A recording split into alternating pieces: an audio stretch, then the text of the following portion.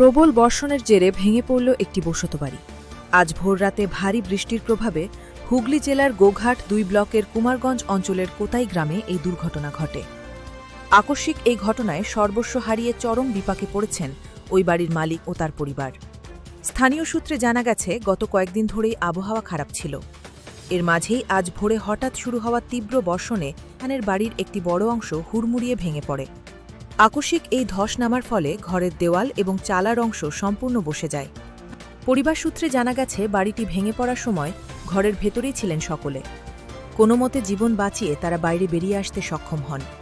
তবে তীব্রতার কারণে বাড়ি থেকে কোনো আসবাবপত্র, খাদ্য সামগ্রী বা অন্যান্য প্রয়োজনীয় জিনিসপত্র বার করা সম্ভব হয়নি।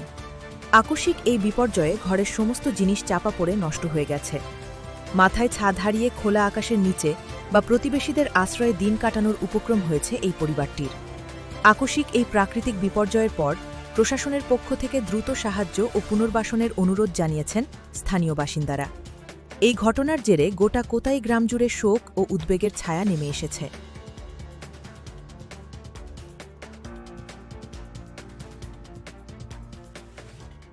আমি গোঘাট অন্তর্গত কুমারগঞ্জ অঞ্চলের কোতাই গ্রামের বাসিন্দা শেখ সিরাজ।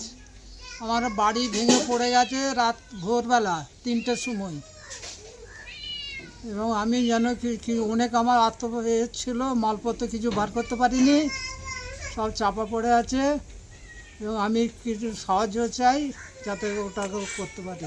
সরকারের কাছে আমার এটাই আবেদন।